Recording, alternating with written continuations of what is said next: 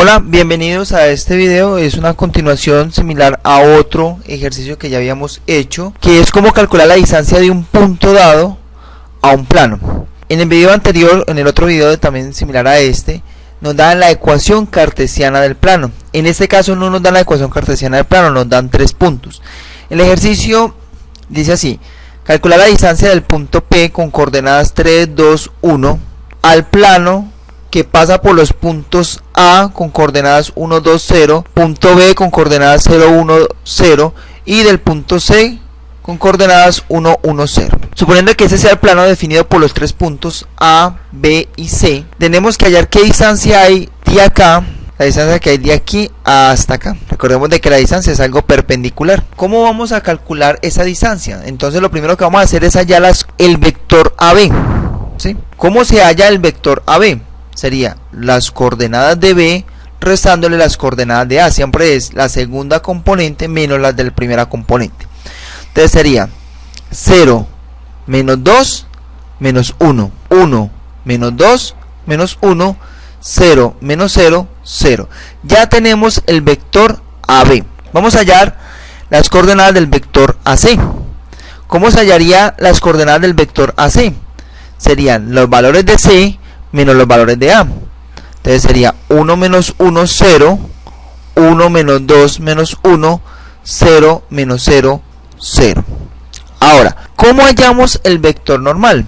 Por definición sabemos de que el vector normal es un vector perpendicular a todo vector contenido en el plano. Quiere decir que este vector normal debe ser perpendicular a este vector, es decir que acá se me forma un ángulo de 90 grados con el vector BA y que también se me debe formar un ángulo de 90 grados con este otro vector, con el vector AC. Y esa es la definición del producto cruz. Quiere decir que el vector N, ese vector que tenemos acá, este vector que tenemos acá, viene siendo el producto cruz del vector AB cruz AC, que lo tenemos acá. AB cruz AC, ese sería el vector normal. Recordemos que lo he visto en clase y he visto en teorías, el vector AB a cruz AC se calcula como el pseudo determinante, donde en la primera fila va a ir las componentes I, J, K, en la segunda fila va a ir las coordenadas del vector AB, en este caso menos 1, 0, y en esa va a ir las coordenadas del vector AC, sería 0, menos 1, 0. ¿Cómo calculamos esto? Entonces, para calcular I, para calcular esta I de acá, lo que debemos hacer es omitirla, hacer de cuenta que no está y calculamos el determinante de este. ¿Cómo se calcula un determinante? Entonces quedaría, abrimos paréntesis, multiplicamos esta por esta, menos 1 por 0, 0, y colocamos el 0 acá. Colocamos el resultado que nos dé ahí, no siempre tiene que ser 0. Este menos es de fórmula, ¿sí? Colocamos el menos de fórmula. Recuerde lo que hemos visto de determinantes de 2 por 2. Vamos con este menos 1 por 0, daría 0, y lo colocamos acá. Si de pronto queda menos y el otro resultado queda menos, aplique ley de signos y quedaría más. Esa sería la componente en I. Acá va un menos por fórmula, ¿sí? Este menos de acá siempre va a ir por fórmula. ¿Cómo calculamos la componente J? Entonces vamos para la columna J, la omitimos, hacemos de cuenta que no está y empezamos a hacer el mismo procedimiento. Multiplicamos esta componente por esta, siempre la diagonal principal menos la diagonal secundaria. Entonces sería menos 1 por 0, 0. Este menos va de fórmula y 0 por 0 daría 0. No siempre tiene que dar 0, es coincidencia que dé 0 ahí. Componente J más los signos de afuera, para que se los aprenda más fácil, son alternados, sería más, menos, más. Y el de adentro siempre va un menos en la mitad. Repito, no tiene que quedar menos, porque si al multiplicar la segunda diagonal me da un número negativo, por ejemplo menos 1, entonces el menos de fórmula con el menos 1 me daría más 1. ¿Cómo calculamos K? Entonces omitimos la columna de K y vamos a trabajar con esa columna. Entonces sería, abrimos paréntesis, multiplicamos la diagonal principal, menos 1 por menos 1 daría más 1. Ese más 1 es el que va acá. Menos de fórmula, multiplicamos la segunda diagonal, 0 por menos 1 daría 0. Entonces, ¿qué no me va a quedar? Me va a quedar que el vector normal, que se definió como el producto cruz del vector AB y AC, quedaría 0, porque 0 menos 0 me daría 0. En I, que es la primera componente, 0 menos 0, 0. Y menos 0 es lo mismo que tener 0 en la segunda componente J.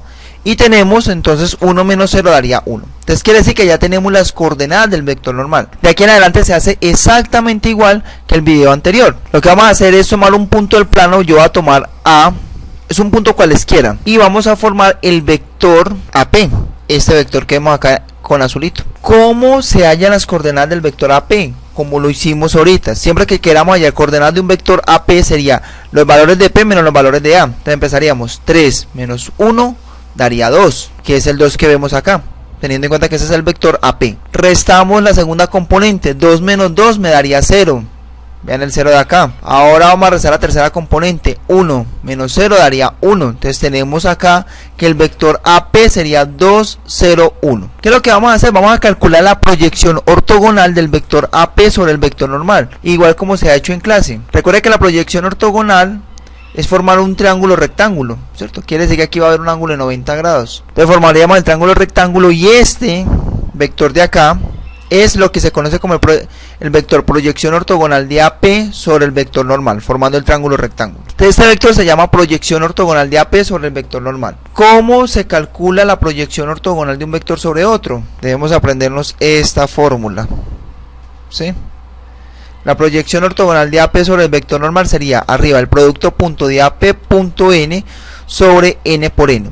Esa nomenclatura cambia, hay muchos libros que trabajan otra nomenclatura, por ejemplo AP y el vector normal acá, o es la A, o la otra es la, no importa, el hecho es que la fórmula sigue siendo igual. También en otros libros acá aparece una cosa diferente, aparece la magnitud al cuadrado. Al igual que lo dijimos en el video anterior, recuerde que la magnitud al cuadrado de un vector es el n punto n, entonces es exactamente lo mismo. Eso de acá son números reales, por definición de producto punto, entonces eso se me convierte en un escalar por n, lo cual se puede interpretar que eso que está acá es como tener lambda veces n, ¿sí? Y usted preguntará, ¿y cómo así que lambda veces n? ¿Por qué lambda veces n? Recuerde que acá estamos formando el triángulo rectángulo y esa es la proyección ortogonal. Quiere decir que este vector es paralelo al vector normal, por lo tanto es lambda veces n. Ese lambda puede ser mayor de 1, 1, en el caso que sea 1 es que es exactamente igual, no siempre da eso, menor a 1, que es más pequeño que n. Eso también podría dar con negativo, significando de que la proyección, el dibujo está mal hecho, pero de que está dando en la dirección contraria, lo cual no hay problema. Entonces eso me tiene que dar lambda veces n. ¿Cómo se calcula el producto punto? Recuerde que es la sumatoria de las multiplicaciones de las componentes. ¿Cómo así? Por ejemplo, AP.n, entonces AP es este, n es este, entonces multiplicamos componente a componente, la primera con la primera, la segunda con la segunda, la tercera con la tercera y la sumamos. 2 por 0, 0, más 0 por 0, 0, más 1 por 1, 1, sobre el vector normal, punto vector normal, es decir, él por sí mismo, es decir, la primera por la primera, la segunda por la segunda, la tercera por la tercera. 0 por 0, 0, más 0 por 0, 0, más 1 por 1, 1, por multiplicado por el vector normal que sería 0, 0, 1.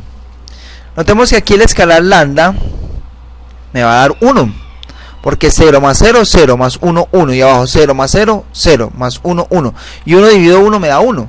¿Qué significa eso? Que la proyección del vector AP sobre el vector normal es exactamente igual al vector normal, ¿sí? Entonces ese 1 multiplica el vector. No importa el escalar que me dé acá, ese escalar multiplica cada una de las componentes. Como me da 1, 1 por 0, 0, 1 por 0, 0, 1 por 1, 1. Si hubiese sido 5, entonces sería 5 por 0, 0, 5 por 0, 0, 5 por 1, 5. ¿Listo? Bueno. Entonces quiere decir que este vector de acá, esa proyección ortogonal es igual al vector normal. Pero todavía no tenemos la respuesta al problema. Nosotros queremos calcular cuál es la distancia del punto al plano, es decir, la magnitud de ese vector. Pero recordemos que los vectores son libres, quiere decir que este vector es exactamente igual a este vector, que ya lo conocemos, ya sabemos de que es igual al vector normal. Entonces, la magnitud de ese vector es la misma magnitud de ese vector, pero que eso es la distancia del punto al plano. Entonces vamos a calcular la distancia de ese vector. Recuerda que la distancia es igual a la raíz cuadrada de la suma al cuadrado de las componentes, es decir, 0 a la 2, 0, más 0 a la 2, 0, más 1 a la 2, 1. Si hubiese sido un 5 acá, hubiera quedado 0 a la 2, 0, más 0 a la 2, 0, más 5 a la 2, 25, iría un 25 acá. Es coincidencia que esos números se parezcan a esos, ¿sí? Debe de tener en cuenta de que aquí van en los cuadrados, la sumatoria al cuadrado de las componentes de los vectores. Y como es al cuadrado, todos los resultados de acá deben ser positivos. Recordemos que es una propiedad de los números reales. 0 más 0, 0, más 1, 1 y raíz cuadrada de 1, 1. Quiere decir que la distancia que existe del punto al plano es de una unidad. Si le interesan clases particulares aquí en Medellín, puede llamar al 312-236-9828 y le podemos dar clases de matemática física. Por su atención, muchas gracias.